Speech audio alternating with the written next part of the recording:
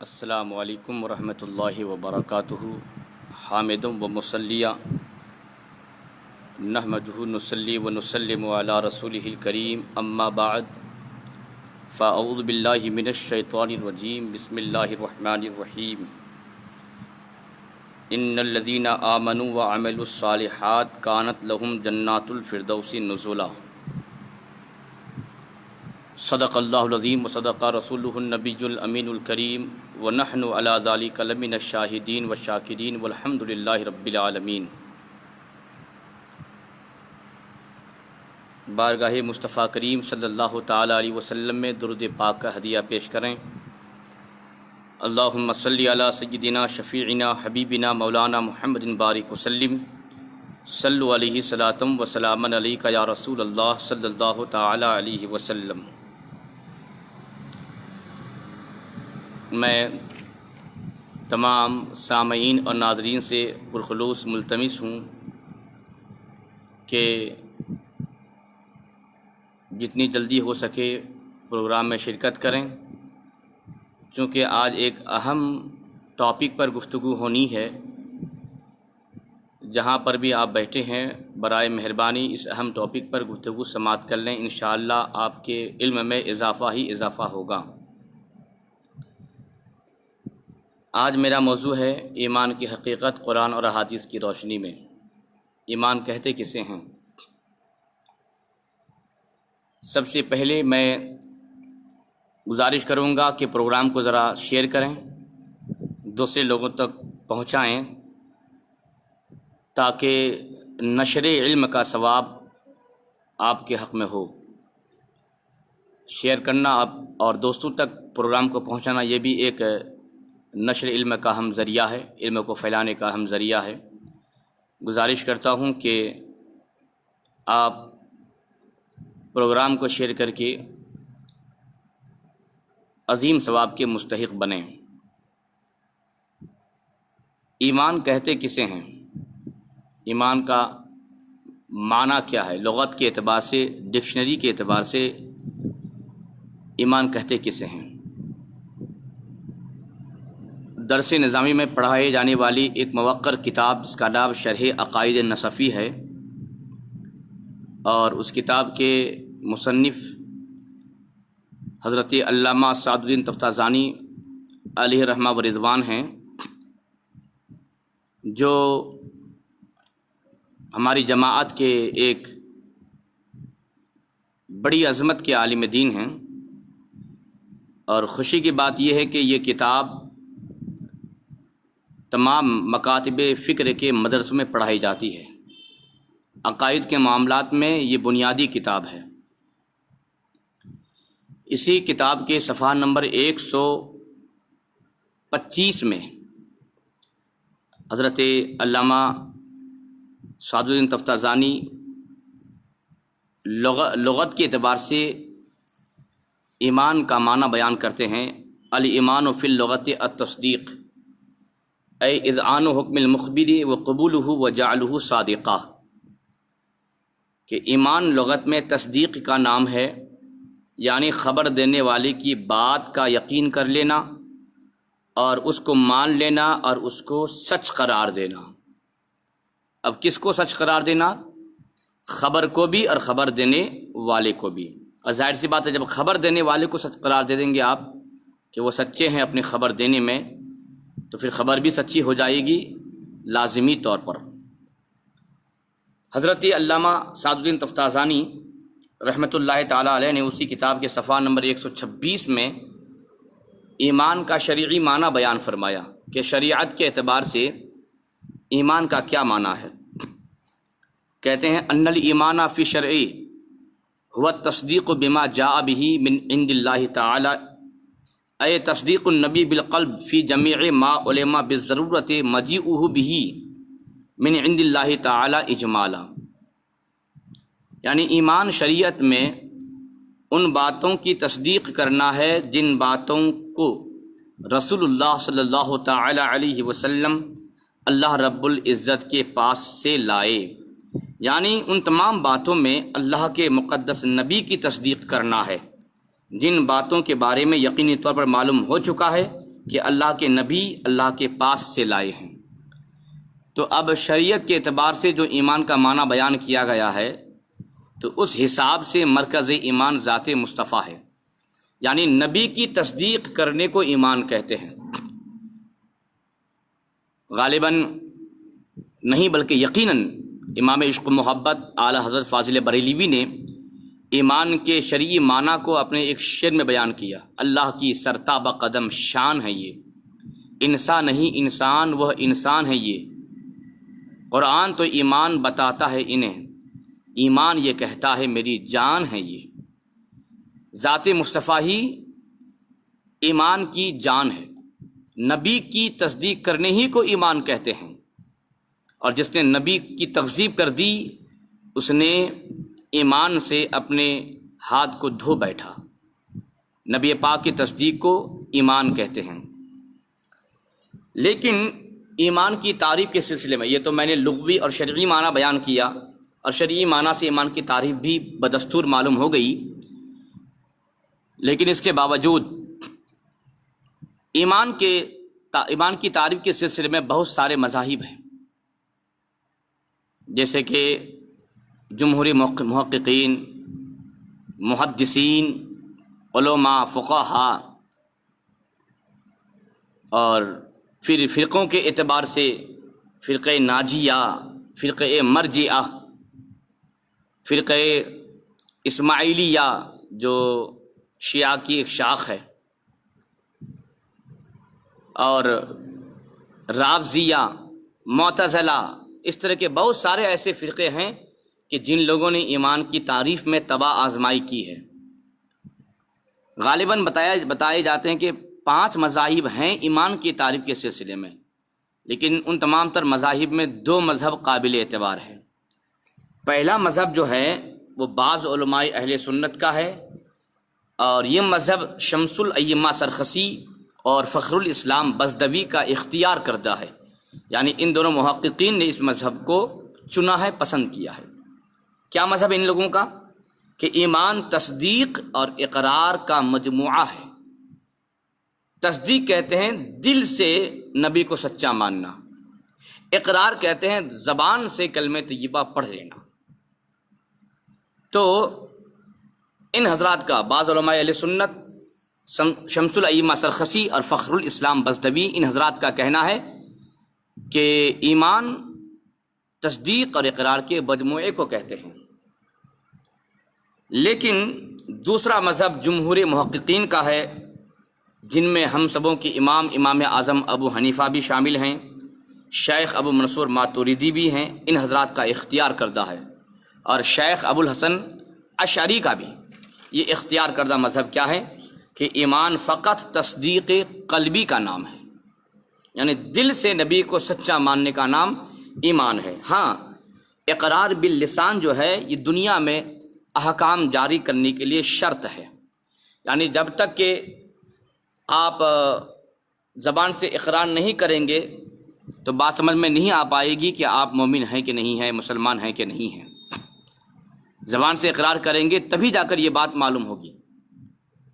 پھر اس کے بعد بیاہ شادی کا مسئلہ ہے، نکاح کا مسئلہ ہے، انتقال کر جانے کے بعد تجہیز اور تکفین کا مسئلہ ہے۔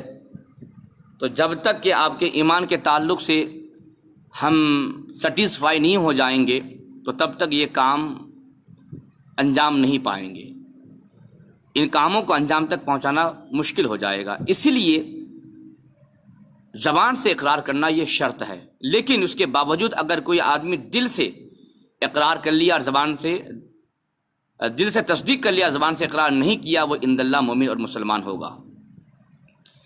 علم میں ایک گھٹیا مذہب جو معتزلہ ہے، ان لوگوں کا کہنا ہے کہ ایمان تصدیق بالقلب، اقرار باللسان اور عمل بالارکان سب کے مجموعے کا نام ہے، اور ان لوگوں کے نزدیک اگر کوئی آدمی گناہ کبیرہ کر لیتا ہے تو وہ مومن نہیں رہتا۔ اچھا، مومن نہیں رہتا تو کوئی بات نہیں، کافر ہونا چاہیے، لیکن پاگل پندی ان کی یہ ہے کہ یہ کہتے ہیں کہ کافر بھی نہیں، یعنی ایمان اور کفر کے بیچ میں یہ فرقہ ایک نیا محل تعمیر کرتا ہے، جو شریعت طاہرہ کے بالکل خلاف ہے۔ اور رافضی جو فرقہ ہے یہ تو سب سے گھٹیا نکلا۔ ان کے نزدیک اگر کوئی آدمی گناہ صغیرہ بھی کر دیتا ہے تو وہ مومن اور مسلمان باقی نہیں رہتا۔ لیکن تعجب یہ ہے کہ ان فرقے والوں کا جو امام ہوتا ہے وہ گناہی سے پیدا ہوتا، اور چھوٹا موٹا گناہ نہیں بلکہ گناہ کبیرہ سے پیدا ہوتا ہے۔ اور پھر ایسا عقیدہ رکھنا کہ صغیرہ گناہ کرنے سے بھی ایمان ضائع ہو جاتا ہے معاذ اللہ۔ تو معتزلہ کے نزدیک گناہ کبیرہ کرنے سے مومن نہیں رہتا آدمی، اور رافضیوں کے نزدیک گناہ کبیرہ تو دور کی بات صغیرہ کرنے سے بھی نہیں رہتا۔ لیکن جماعت اہل سنہ والجماعہ یہ جو یہ حق جماعت ہے، اس میں محققین ہیں، محدثین ہیں، امام اعظم ابو حنیفہ ہیں، شیخ ابو منصور ماتوریدی، شیخ ابو الحسن اشعری جو عقیدے کے امام ہیں، ان تمام حضرات کا اس بات کا کہنا ہے کہ ایمان صرف تصدیق قلبی کا نام ہے، اقرار باللسان یہ احکام دنیاوی جاری کرنے کے لیے شرط ہے۔ اب سوال یہ ہے کہ ایمان کی تعریف میں عبادات کا تذکرہ ہی نہیں ہے، نماز، روزہ، حج، زکوٰۃ، کسی کا تذکرہ نہیں آیا۔ تو اب سوال یہ ہے کہ آپ لوگوں کے اعمال کو دیکھ کر اس کے ایمان کا فیصلہ کیسے کر دیتے ہیں؟ ایمان کا تعلق اعمال سے نہیں ہے جناب، عقائد سے ہے۔ ہمیں عقائد دیکھنے ہیں، عقائد ٹھیک ہیں تب جا کر ان کو ان کے اعمال نفع دیں گے، نہیں تو پھر ردی کی ٹوکری میں ان کے اعمال پھینک دیے جائیں گے۔ آج ہمارے زمانے میں لوگ اعمال کو دیکھ کر باولا ہو جاتے ہیں، فلانا کی نماز غضب کی ہے، ان کی انگلیوں میں تسبیح کے دانوں کا گھومنا غضب کا ہوتا ہے، لباس بڑا پاکیزہ ہے، وغیرہ وغیرہ۔ ان باتوں کے حوالے سے لوگ جو ہیں کسی کے ایمان کا فیصلہ کر بیٹھتے ہیں۔ نہیں جناب، میں قرآن پاک کی چند آیتیں آپ کو سناتا ہوں جس سے واضح ہوگا کہ ایمان کی حقیقت میں اعمال داخل ہی نہیں ہے۔ ایمان الگ چیز ہے اور اعمال الگ چیز ہے۔ آئیے چند شواہد میں قرآن پاک کی روشنی میں پیش کر دیتا ہوں۔ یہ سورہ کہف ہے، آیت نمبر 107 ہے، 107۔ ان الذین آمنوا، اعوذ باللہ من الشیطان الرجیم، بسم اللہ الرحمن الرحیم۔ ان الذین آمنوا وعملوا الصالحات کانت لہم جنات الفردوس نزلا۔ بے شک جو لوگ ایمان لائے اور انہوں نے نیک کام کیے ان کے لیے جنت الفردوس کی مہمانی ہے۔ بہرحال اللہ رب العزت نے مومن کامل کے لیے اس آیت پاک میں سوغات کو بیان فرمایا، اس کے انعام اور اس کے اکرام کو بیان فرمایا، اور اس کے نتیجے کو بیان فرمایا کہ جو مومن ہوگا اور نیک کام کرے گا، اللہ رب العزت نے باغات، جنتی باغات کی مہمانی اس کے حق میں تیار کر رکھی ہے۔ یہ الگ بات ہے، لیکن میں جس موضوع پر بات کر رہا ہوں وہ یہ ہے کہ ایمان کی حقیقت میں اعمال داخل نہیں۔ یہ بات ثابت کیسے ہوگی؟ یہ بات اس طور پر ثابت ہوگی کہ اللہ نے فرمایا ان الذین آمنوا وعملوا الصالحات۔ آمنوا وعملوا، تو آمنوا اور عملوا، آمنوا ایمان، عملوا اعمال، دونوں کے بیچ میں واو آیا۔ اور لائیو میں دیکھ رہا ہوں کہ بہت سارے علماء کرام بھی شریک ہیں، جانتے ہیں کہ واو حرف عطف ہے۔ یہ علمی بحث ہے، ذرا آپ بھی اگر عام آدمی ہیں تو سماعت کیجئے دھیان سے، تو آپ کے لیے سمجھنے میں آسانی ہو جائے گی انشاءاللہ۔ اس کو میں آسان کر رہا ہوں۔ واو حرف عطف ہے، اور حرف عطف جو ہے یہ مغایرت کو چاہتا ہے۔ اس کا کیا مطلب ہوتا ہے؟ اس کا مطلب یہ ہے کہ چند اشخاص کے درمیان، چند اشیاء کے درمیان اگر فرق پیدا کرنا ہو تو بیچ میں واو کو لے کر کے آتے ہیں۔ مثال کے طور پر 4-5 آدمی آئے تو ان کے نام کو الگ الگ کرنے کے لیے ہم کہیں گے حامد اور محمود اور کلیم اور سلیم وغیرہ وغیرہ، تو بیچ میں اور آتا، اسی اور کو عربی زبان میں واو سے تعبیر کرتے ہیں۔ تو واو جو ہے یہ دو شے کے درمیان مغایرت پیدا کرتا ہے، دونوں میں جدائیگی پیدا کرتا ہے، اور بتاتا ہے کہ واو سے جو پہلے ہے واو کے بعد میں داخل نہیں، اور واو کے جو بعد ہے وہ پہلے کی حقیقت میں داخل نہیں۔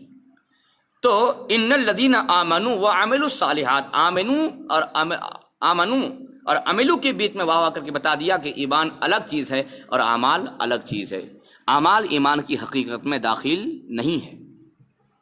اسی ضمن کی ایک اور آیت پاک سماعت کر لیجئے، یہ سورہ نحل کی آیت نمبر 97 آیت نمبر ہے۔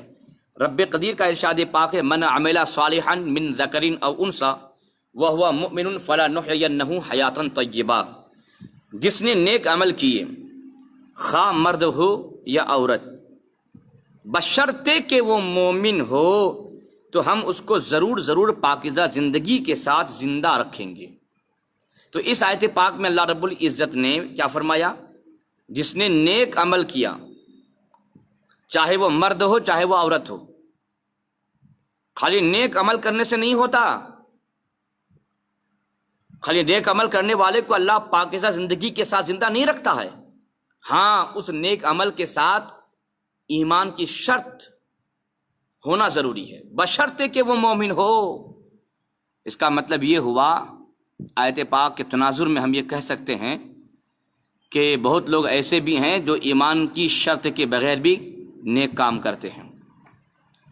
ہاں بہت سارے مشرکین ہیں، کفار ہیں جو اچھا کام کر دیتے ہیں، غریبوں کی مدد کرنا، ڈونیشن پیش کرنا، ڈونیٹ کرنا وغیرہ وغیرہ۔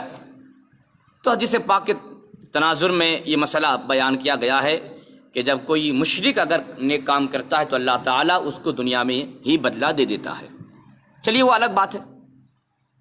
لیکن اتنی بات سمجھ میں آ گئی کہ نیک کام ہی کافی نہیں ہے، بلکہ نیک کام کے ساتھ ایمان کی شرط کا پایا جانا ضروری ہے، تبھی جا کر اللہ تعالیٰ اس کو ایک پاکیزہ زندگی کے ساتھ زندہ رکھے گا۔ مطلب کیا ہوا اس کا؟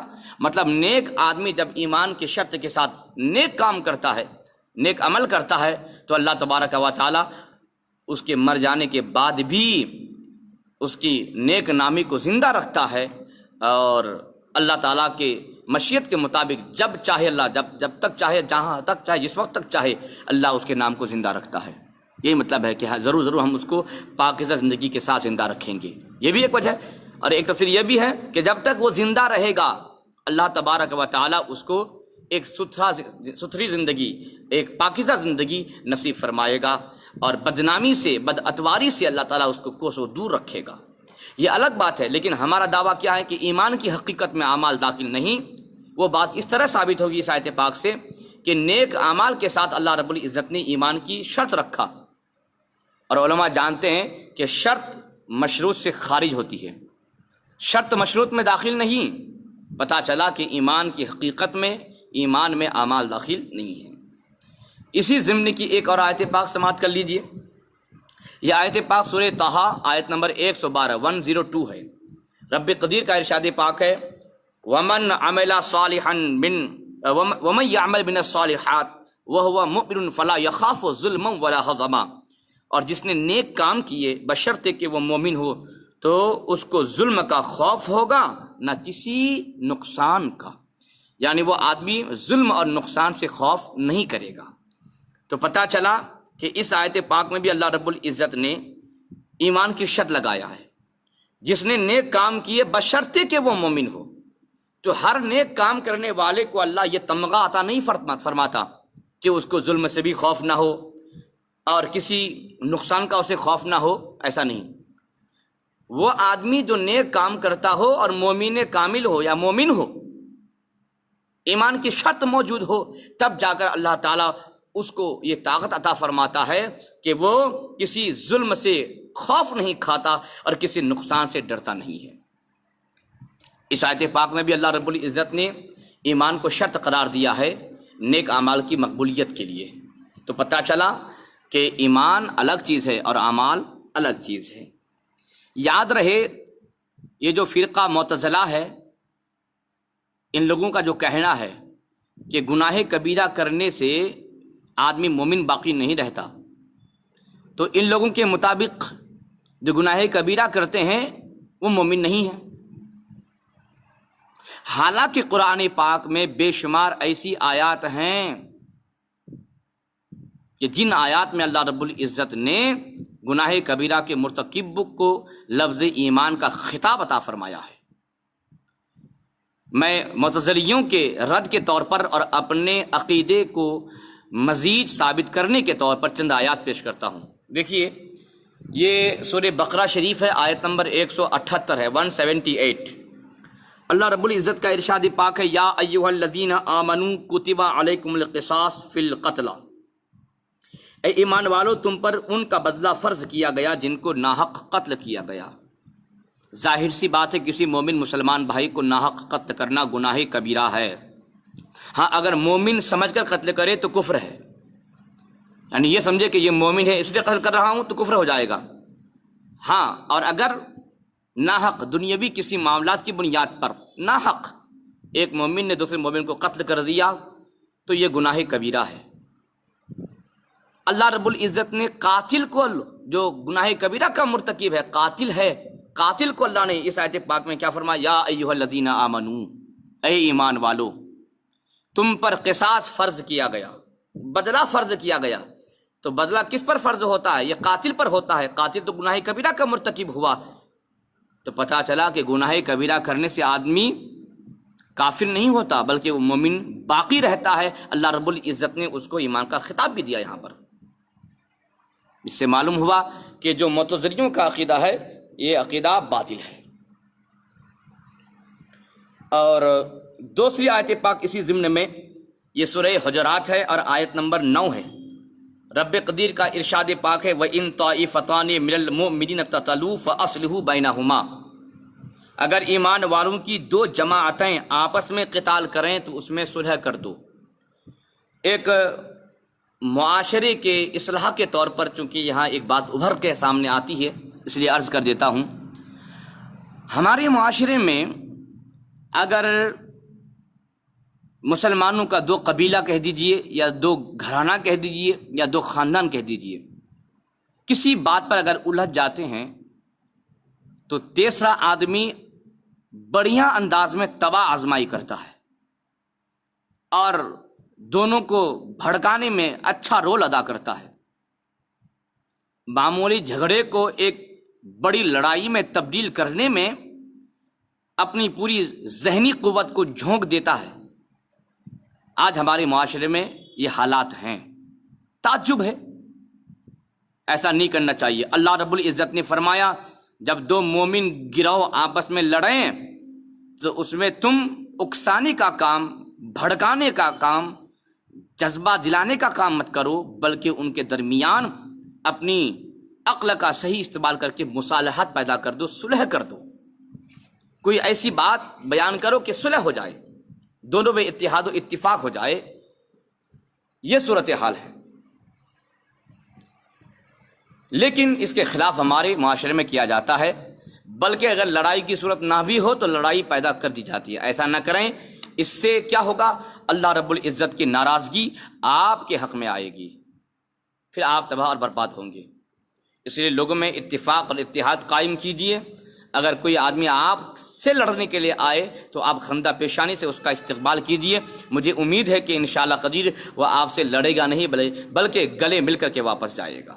بہرحال یہ الگ سی بات تھی جو اصلاح معاشرہ کی ضمن کی تھی، تو میں نے بیان کر دیا، لیکن میرا دعویٰ وہ یہ ہے کہ گناہ کبیرہ کا مرتکب جو ہوتا ہے وہ کافر نہیں ہوتا بلکہ وہ مومن باقی رہتا ہے۔ اب آئے سماعت کریں، اللہ نے کیا فرمایا کہ دو مومن گروہ جب آپس میں لڑیں تو صلح پیدا کر دو۔ ظاہر سی بات ہے دونوں میں سے ایک حق پر ہوگا اور ایک غلط پر ہوگا، اور جو فرقہ غلط پر ہے اس کو تو بتقاضے بشری مان لینا تھا، بھائی میں غلط پر ہوں، چلو معاملہ ختم کرو، ڈسمس کرو، اور جھگڑنے کی ضرورت نہیں۔ لیکن غلط پر رہ کر کے وہ مومن بھائی کے ساتھ لڑ رہا ہے، یہ بھی بڑا گناہ ہے، گناہ کبیرہ ہے۔ اور اللہ رب العزت نے دونوں کو مومن میں شامل فرمایا، پتہ چلا گناہ کبیرہ کا مرتکب بھی وہ مومن باقی رہتا ہے۔ تیسری آیت پاک ہے سورہ تحریم کی، رب ارشاد فرماتا یا ایھا الذین آمنوا توبوا الی اللہ توبۃ نصوحا، اے ایمان والو اللہ کی طرف خالص توبہ کرو، سچی توبہ کرو۔ اللہ رب العزت کی بارگاہ میں سچی توبہ کرو، خالص توبہ کرو۔ آپ جانتے ہیں کہ گناہ صغائر کے لیے توبہ نہیں ہے، بہرحال توبہ کر دے تو جائز ہے، اس میں کوئی حرج نہیں ہے۔ مطلب یہ ہے کہ گناہ کبھی صغیرہ جو ہے بغیر توبہ کے بھی معاف ہو جاتے ہیں دیگر نیک کام کے ذریعہ سے۔ جیسا کہ آدمی نے اعضائے جسمانیہ سے کچھ گناہ صغیرہ کیا تھا، آیا وضو کرنے کے لیے، اللہ رب العزت وضو کے پانی کے ساتھ ساتھ اس کے گناہوں کو دھل دیتا ہے۔ پھر نماز میں کھڑا ہو جاتا ہے تو گناہوں کی پوٹلیاں بنا کر اس کے سر میں رکھی جاتی ہے، اور رکو جاتا ہے پوٹلی گر جاتی ہے، فرشتے اٹھا کر دوبارہ جلنے کی کوشش کرتے ہیں۔ اللہ فرماتا ہے کہ میں نے جب ایک دفعہ کسی بندے کے سر سے اس کے گناہ کی پوٹلی کو اتار دیا ہے تو پھر میں دوبارہ اس کے سر پر اس پوٹلی کو دینا پسند نہیں کرتا۔ تو اس طریقے کی باتیں ہیں کہ اللہ رب العزت جو ہے نیک کاموں کی بنیاد پر گناہ صغائر کو معاف کر دیتا ہے۔ ہاں، گناہ کبیرہ جو ہے بغیر توبہ کے معاف نہیں ہوتا۔ تو اللہ رب العزت نے یہاں کیا فرمایا؟ اے ایمان والو اللہ کی طرف خالص توبہ کرو۔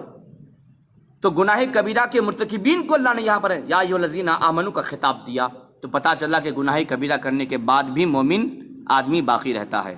لیکن یاد رہے، مومن باقی تو رہتا ہے، لیکن جو گناہ اس سے سرزد ہوا اس گناہ کی سزا اسے ملے گی۔ ہاں، اللہ کے ذمہ کرم پر ہے، اگر معاف فرما دے تو یہ اللہ تعالیٰ کا احسان کرم ہوگا، لیکن عدل و انصاف کا ترازو اگر آپ کے سر رکھ دیا جائے تو پھر آپ عذاب سے بچ نہیں پائیں گے، اور اس گناہ کی سزا آپ کو بہر صورت بھگتنی پڑے گی۔ لیکن بالآخر آپ مومن رہیں گے، ایک دن آپ کو جنت ضرور ملے گی۔ حدیث پاک کے ذریعہ سے بھی میں اس بات کو ذرا اور مزین کر دوں۔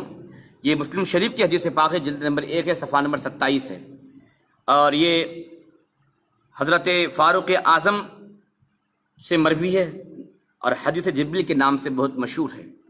سرکار فاروق اعظم فرماتے ہیں کہ صحابہ کرام کا مجمع تھا، بھیڑ لگی ہوئی تھی، اور ایک انجان آدمی جس کو ہم میں سے کوئی پہچانتے نہیں تھے آئے، اور نبی پاک صلی اللہ علیہ وسلم کے گھٹنوں کے ساتھ گھٹنے ملا کر بیٹھ گئے۔ ان کے کپڑے سفید تھے اور ان کے چہرے میں سفر کا کوئی اثر نہیں دکھ رہا تھا۔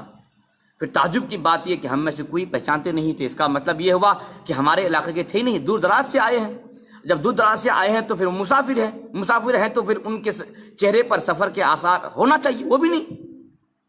کپڑے جو ہیں آلودہ ہونا چاہیے، وہ بھی نہیں۔ کپڑا سفید، چہرہ صاف، پھر ہم میں سے کوئی پہچانتے نہیں۔ آدمی آیا اور آ کر کے دونوں گھٹنے نبی کے گھٹنوں سے ملا کر بیٹھ گئی اور کہنے لگے، یا محمد اخبرنی عن الاسلام، اے محمد ہمیں آپ اسلام کی خبر دیجیے، اسلام کی حقیقت بتائیے۔ یا اسلام سے مراد اعمال ہے۔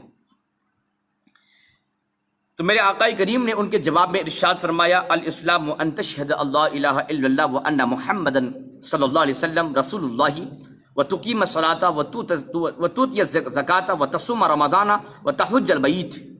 میرے آقا نے فرمایا اسلام کی حقیقت یہ ہے کہ تو گواہی دے کہ اللہ کے سوا کوئی معبود نہیں اور محمد اللہ کے رسول ہیں، اللہ کے بندے ہیں، اور نماز ادا کرے، زکوٰۃ دے، رمضان کے روزے رکھے اور خانہ کعبہ کا حج کرے۔ پھر جبریل امین نے عرض کیا، یا رسول اللہ، یہ سوال کرنے والے جبریل امین تھے، انہوں نے عرض کیا اخبرنی عن الایمان، ہمیں ایمان کے بارے میں بتائیے۔ تو ایک سوال اسلام کا ہوتا ہے، ایک سوال ایمان کا ہوتا ہے۔ تو کیا ایمان اور اسلام الگ چیز ہے؟ بہت بحثیں ہیں، لمبی بحثیں ہیں۔ اس کا مفہوم یہی ہے کہ بھائی دونوں ایک ہے، مفہوم کے اعتبار سے دونوں الگ ہیں، لیکن حقیقت کے اعتبار سے ایمان اور اسلام دونوں ایک ہی چیز ہے۔ تو جب حقیقت کے اعتبار سے ایمان اور اسلام دونوں ایک ہی چیز ہے تو جبریل امین ایمان اور اسلام کا دو سوال کیوں کر رہے ہیں؟ پتہ چلا کہ بھائی وہاں اسلام سے مراد اعمال ہیں، ایک سوال اعمال کے بارے میں کر رہے ہیں اور ایک سوال ایمان کے بارے میں کر رہے ہیں۔ تبھی تو جب اسلام کا سوال کیا تو میرے آقا کریم نے اعمال کو جواب میں ارشاد فرمایا کہ تو نماز قائم کرے، زکوٰۃ دے، روزہ رکھے، حج کرے وغیرہ۔ اور جب ایمان کی حقیقت کا سوال ہوا تو آقا دو عالم صلی اللہ علیہ وسلم نے اعمال کا تذکرہ نہیں فرمایا۔ میرے آقا فرمایا ان تؤمن باللہ وملائکتہ وکتبہ ورسلہ والیوم الآخر وتؤمن بالقدر خیرہ وشرہ۔ ایمان یہ ہے کہ تو خدا تعالیٰ اور اس کے فرشتوں، نیز اس کی کتابوں اور اس کے رسولوں اور قیامت کے دن پر یقین رکھے اور تقدیر کی بھلائی کو دل سے مانے۔ تو میرے آقا کریم نے ایمان کا الگ جواب دیا اور اعمال کا الگ جواب دیا۔ پتہ چلا کہ ایمان کی حقیقت میں اعمال داخل نہیں ہیں۔ اور جب جبریل امین نے ایمان کے بارے میں سوال کیا تو میرے آقا کریم صلی اللہ علیہ وسلم نے کسی بھی عمل کا تذکرہ نہیں فرمایا، صرف اتنا فرمایا کہ تو ایمان لائی اللہ پر، اس کے فرشتوں پر، اس کی کتابوں پر، اس کے رسولوں پر، قیامت کے دن پر، اور تقدیر پر، تقدیر کی بھلائی پر بھی، اور تقدیر مطلب کیا، تقدیر جو خیر ہے اس پر بھی، اور تقدیر جو شر ہے اس پر بھی۔ تو پتہ چلا کہ ایمان، اعمال ایمان کی حقیقت میں داخل نہیں ہے، اعمال الگ چیز ہیں اور ایمان الگ چیز ہیں۔ اسی لیے ان چند باتوں سے یہ بات بالکل ابھر کر سامنے آ گئی کہ بھائی ایمان دیکھیے، اعمال مت دیکھیے، عقائد دیکھیے، اعمال مت دیکھیے۔ اعمال کے ذریعہ سے لوگوں کو بہکانے کا یہ رواج نیا نہیں ہے، نبی پاک کے زمانے سے چلا آ رہا ہے۔ منافقین نماز پڑھتے تھے، یہاں تک کہ دھوکہ دینے کے لیے ان لوگوں نے مسجد تعمیر کی اور اس مسجد ہی میں بیٹھ کر کے اسلام کی بے خونی کی، اسلام کو مٹانے کی سازشیں رچی جاتی تھیں۔ اللہ نے قرآن پاک میں آیت نازل فرمایا اور نبی پاک کو اللہ نے فرمایا کہ اس مسجد کو، مسجد زرار کو گروا دیجیے۔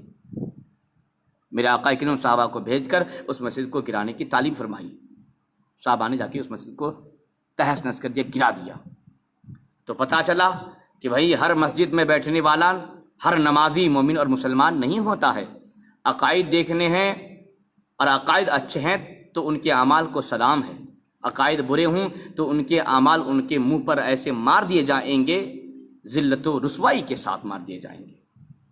میں ایک ایسی عبارت پیش کرتا ہوں جس سے آپ کو معلوم ہو جائے گا کہ بھائی اعمال نہیں دیکھنا ہے، ایمان دیکھنا ہے، عقائد دیکھنے ہیں، اعمال بالکل نہیں دیکھنا ہے۔ عقائد اچھے ہیں تو پھر اس کے بعد اعمال پر نگاہ ڈالنی ہے۔ شرح عقائد نصفی کی عبارت ہے، علامہ سعد الدین مسعود بن عمر تتزانی نے ایک ایسی حل آور عبارت پیش کر دی ہے کہ تمام مسائل حل ہو جاتے ہیں۔ یہ عبارت ہے شرح عقائد نصفی صفحہ نمبر 126 کی۔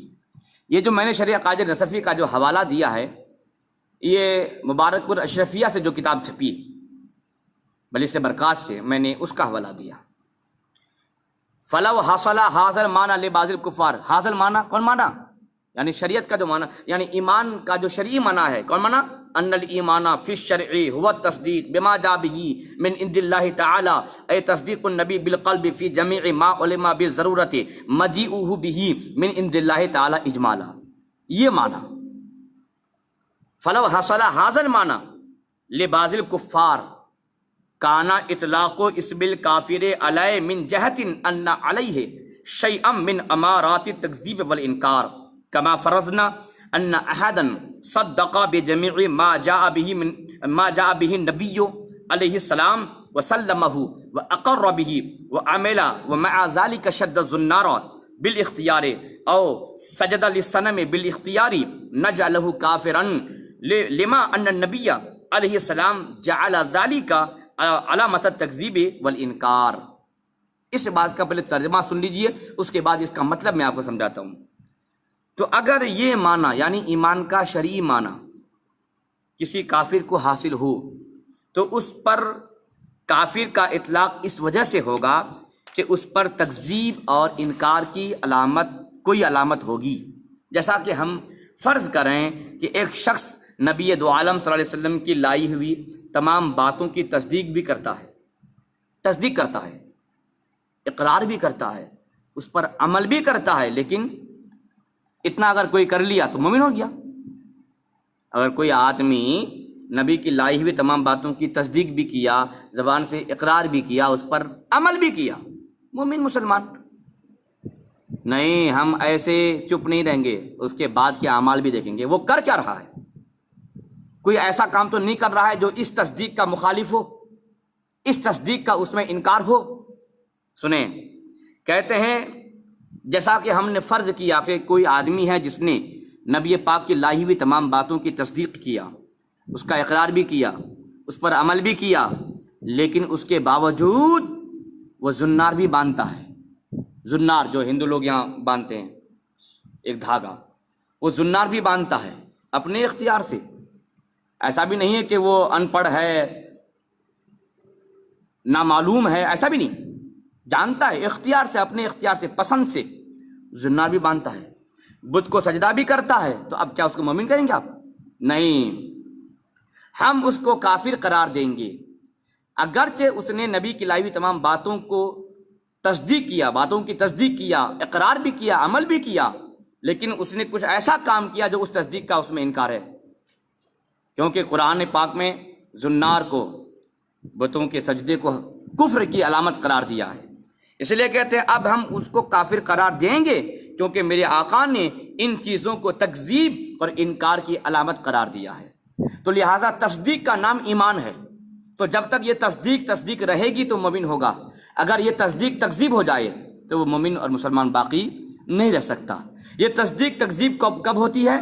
یہ تصدیق اس وقت تکذیب ہوتی ہے جس نے قرآن کے خلاف بات کیا، حدیث کے خلاف بات کیا، میرے نبی پاک کی شان کے خلاف بات کیا، تو گویا کہ اس نے اس تصدیق کو تکذیب میں بدل دیا، تو اب وہ مومن اور مسلمان باقی نہیں رہ سکتا ہے۔ اس لیے جو فرقہ باطلہ کے علماء کرام ہیں، ہماری جماعت کے موقر علماء نے ان پر کفر کا فتویٰ لگایا۔ کیوں لگایا؟ آپ تو یہی نہ کہتے بھائی وہ نماز پڑھتا ہے، وہ تو کہتا ہے کہ میں اللہ پر ایمان رکھتا ہوں، نبی پر رکھتا ہوں، قرآن پر رکھتا ہوں، کتابوں پر رکھتا ہوں، فرشتوں پر رکھتا ہوں، وہ تو کہتا ہے، اپنی کتابوں میں بھی لکھا ہے۔ تو ہم کہیں گے بے شک لکھا ہے، لیکن ان کی کتابوں میں اور بھی کچھ لکھا ہے، جو اور لکھا ہے نا تو وہ اس تصدیق کی تکذیب ہے۔ اب مثال کے طور پر میں چند باتیں بتا دیتا ہوں۔ قرآن میں بے شمار آیتیں ہیں جس میں یہ کہا گیا کہ اللہ سچا ہے۔ ارے بھائی، اللہ سے بڑھ کر کون سچا ہو سکتا ہے؟ اللہ سچا ہے، اللہ جھوٹ سے پاک ہے۔ ہم نے اس کو مان لیا، ہم مومن ہیں، ہم نے اس کی تصدیق کی، ہم مومن ہیں۔ اب اگر کوئی آدمی کہے کہ اللہ جھوٹ بول سکتا ہے تو اس نے تصدیق کو تکذیب میں بدل دیا۔ اب اس کی نمازیں، اس کے روزے، اس کی نیکیاں کچھ کام کی نہیں، اس نے ایسی جب بات کیا وہ کافر ہو گیا۔ جیسا کہ رشید احمد گنگوہی نے براہین قاطعہ میں لکھا ہے کہ اللہ تعالیٰ جھوٹ بول سکتا ہے، معاذ اللہ، تو اس کا تمام کیا دھڑا پر پانی پھر گیا، اس کی تصدیق تکذیب میں بدل گئی، اب مومن نہ رہا، وہ کافر ہو گیا۔ ویسے ہی اللہ تبارک و تعالیٰ زمانہ اور جہت سے پاک ہے، زمان، مکان، جہت سے پاک ہے۔ کوئی یہ نہیں کہہ سکتا کہ اللہ تعالیٰ کل رحیم تھا، آج رحیم نہیں ہے، معاذ اللہ۔ اللہ تعالیٰ کل آسمان میں بیٹھا تھا، آج زمین میں آیا ہے، معاذ اللہ۔ اللہ تعالیٰ کل پورب میں تھا، آج پچھم میں آئے گا، معاذ اللہ۔ جہت سے، مکان سے، زمان سے اللہ پاک ہے۔ لیکن اسماعیل دہلوی نے اضاء الحق کے صفحہ نمبر 35 اور 36 میں لکھا کہ اللہ تعالیٰ زمان اور مکان اور جہت سے پاک نہیں ہے۔ تو گویا کہ جو اس نے پہلے تصدیق کیا تھا، یہ کہہ کر کے تصدیق کو تکذیب میں بدل دیا، اب مسلمان نہ رہا۔ اللہ رب العزت نے انبیاء کرام کو معصوم بنایا ہے، معصوم عن الخطا ہے، اس بات پر تمام امت مسلمہ کا اتفاق ہے۔ لیکن قاسم نانوتوی نے تصفیۃ العقائد میں لکھا کہ انبیاء علیہ السلام جھوٹ سے معصوم نہیں، تو جو نبی کی وہ تصدیق کیا تھا اب وہ نبی کی تکذیب کر گیا، مومن مسلمان باقی نہ رہا۔ ویسے ہی قرآن پاک میں جا بجا اور احادیث میں جا بجا میلاد النبی کو سنت الہی، سنت انبیاء، سنت رسول، سنت صحابہ ثابت کیا گیا ہے۔ لیکن رشید احمد گنگوہی فتویٰ رشیدیہ کے جلد 2 صفحہ نمبر 30 میں کیا لکھا کہ میلاد منانا ناجائز ہے۔ تو جس چیز کو اللہ نے حلال کیا اس چیز کو یہ حرام کر رہا ہے۔ اللہ کے حلال کردہ چیز کو حرام کرنا کفر ہے، اب بندہ یہ کافر ہو گیا، مسلمان نہ رہا۔ رسول کے حکم پر چلنا اور رسول کی اطاعت کرنا یہ فرض ہے اور قرآن پر عمل ہے۔ یا ایھا الذین آمنوا اطیعوا اللہ واطیعوا الرسول، اے ایمان والو اللہ کی اطاعت کرو اور رسول کی اطاعت کرو، صاف ہے۔ لیکن اسماعیل دہلوی تقویۃ الایمان کے صفحہ نمبر 13-14 میں لکھتا ہے کہ رسول کے حکم پر چلنا اور اطاعت کرنا شرک ہے، معاذ اللہ۔ تو قرآن پاک کی جس آیت میں اللہ نے نبی کی اطاعت کی تعلیم فرمائی ہے تو اس آیت کے خلاف اس نے عقیدہ بیان کیا۔ اللہ فرماتا ہے کرو نبی کی اطاعت، یہ اس کو شرک کہہ دیا۔ تو یہ جنگ کس سے ہے؟ اللہ سے جنگ، معاذ اللہ، اللہ کی بات کو جھٹلا رہا ہے جناب۔ تو اب جو تصدیق کیا تھا اس کی تصدیق باقی نہ رہی، اس کی تصدیق تکذیب میں بدل گئی، اب مومن مسلمان باقی نہ رہا، کافر ہو گیا۔ ویسے ہی قرآن پاک میں جا بجا اللہ رب العزت نے نبی کی شفاعت کا تذکرہ فرمایا، لیکن ابن عبد الوہاب نجدی کشف الشبہات کے صفحہ نمبر 36 میں کیا لکھا؟ نبی سے شفاعت طلب کرنا کفر ہے، واجب القتل ہے، معاذ اللہ معاذ اللہ۔ بے شمار احادیث میں، بے شمار آیات میں شفاعت کے تذکرے ہیں، شفاعت برحق ہے، لیکن اس کے باوجود ابن عبد الوہاب نجدی، وہابیوں کا سب سے بڑا مولوی، بلکہ وہابیوں کا فاؤنڈر، اس نے کیا کہا؟ اس نے کہا کہ کفر ہے اور واجب القتل، جس نے نبی پاک سے شفاعت مانگ لی کافر ہو گیا، اور اس کو مار دو، معاذ اللہ معاذ اللہ معاذ اللہ۔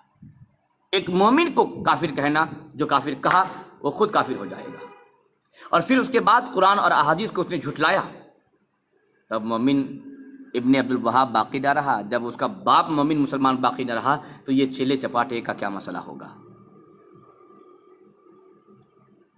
معاذ اللہ۔ نبی مر کر مٹی میں مل گئے، قرآن پاک سورہ کہف آیت نمبر 18 ہے، رب فرماتا وَتَحْسَبُهُمْ أَيْقَاظًا وَهُمْ رُقُودٌ، تم انہیں بیدار سمجھتے ہو حالانکہ وہ سو رہے ہیں۔ اصحاب کہف کو اللہ نے سوتا ہوا فرمایا، مردے سوتے نہیں ہیں، زندہ سوتے ہیں۔ اصحاب کہف کی جب زندگی کا یہ عالم ہے، بے شمار احادیث میں میرے آقا نے فرمایا کہ اللہ نے انبیاء کے جسم کو مٹی پر حرام کر دیا، مٹی نہیں کھا سکتی ہے، تو قرآن اور حدیث کے خلاف اس نے عقیدہ جنم دیا، کہا کہ نبی مر کر مٹی میں مل گئی، معاذ اللہ۔ یہ کون جناب ہے؟ اسماعیل جہلوی، تقویۃ الایمان کے صفحہ نمبر 60 میں لکھا، معاذ اللہ۔ تو اب جو اس کی تصدیق تھی اس کی تصدیق واقع نہ رہی، اس کی تصدیق تکذیب میں بدل گئی، اب وہ آدمی کافر ہو گیا۔ ویسے ہی قرآن پاک میں جا بجا اللہ رب العزت نے نبی پاک کو خاتم النبیین فرمایا، ما کان محمد ابا احد من رجالکم ولکن رسول اللہ وخاتم النبیین، قرآن پاک کی آیت پاک ہے۔ اللہ رب العزت نے نبی پاک کو آخری نبی فرمایا، لیکن اسماعیل قاسم نانوتوی تحذیر الناس کے صفحہ نمبر 3 میں کیا لکھا کہ نبی کہ محمد صلی اللہ علیہ وسلم آخری نبی نہیں ہے، کوئی نبی اور پیدا ہو سکتا ہے، معاذ اللہ۔ تو اس نے قرآن کے خلاف عقیدہ جنم دیا۔ ایمان کہتے ہیں اللہ کے نبی اللہ کے پاس سے جو لائے ہیں ان کو سچ ماننا، اللہ کے نبی اللہ کے پاس سے قرآن بھی لائے، حدیث بھی لے کر آئے ہیں، اور اس نے اس کو جھوٹا قرار دے دیا۔ قرآن کہتا ہے نبی آخری ہیں، اب کوئی نبی آنے والے نہیں، اور قاسم نانوتوی کہتا ہے کہ نبی آخری نبی نہیں، تو قرآن کے خلاف ہوا۔ جو تصدیق اس نے کیا تھا، ایسی بات کتاب میں لکھنے کی وجہ سے وہ تصدیق تکذیب میں بدل گئی، اب مومن مسلمان باقی نہ رہا، کافر ہو گیا۔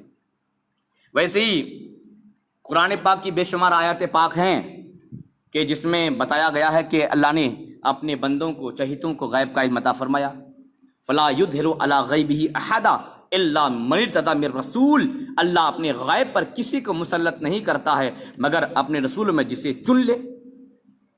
لیکن جناب اشرف علی تھانوی حفظ الایمان کے صفحہ نمبر 7 میں لکھتا ہے کہ نبی کو علم غیب نہیں، نبی کا علم تو جانوروں کے علم کے برابر ہے۔ بولیے معاذ اللہ معاذ اللہ۔ تو اس نے قرآن پاک کے خلاف عقیدہ دیا۔ پتہ چلا کہ اللہ رب العزت کی بات کے خلاف اس نے بات بیان کیا ہے، تصدیق تکذیب بدل گئی، کافر ہو گیا، وغیرہ وغیرہ۔ اس طرح کی بہت سارے ان لوگوں کے عقیدے ہیں۔ تو میں نے شرح عقائد نصفی کی جو عبارت آپ کو سنائی ہے اس کو آپ زندگی پر یاد رکھیے، تو کسی کے لیے بھی ان کٹھن حالات میں فیصلہ کرنا کٹھن نہیں ہوگا بلکہ آسان ہو جائے گا۔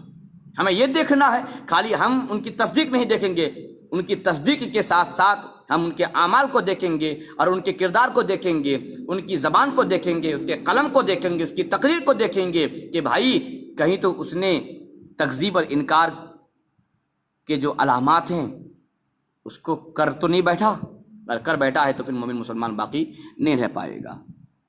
یاد رکھیں کہ تصدیق کے ساتھ ساتھ اس تصدیق کو بچانا ضروری ہے۔ وہ تصدیق بچی رہے گی تو مومن باقی رہیں گے، تصدیق نہیں بچی رہے گی تو پھر آپ مومن باقی نہیں رہ پائیں گے۔ کون سی تصدیق؟ اس بات کی تصدیق کہ نبی پاک اللہ کے پاس سے جو بھی لے کر آئے ہیں سب سچ ہے، دل سے ماننا، اسی کا نام ایمان ہے۔ اللہ کی سرتابہ قدم شان ہے یہ، انسان نہیں انسان، وہ انسان ہے یہ۔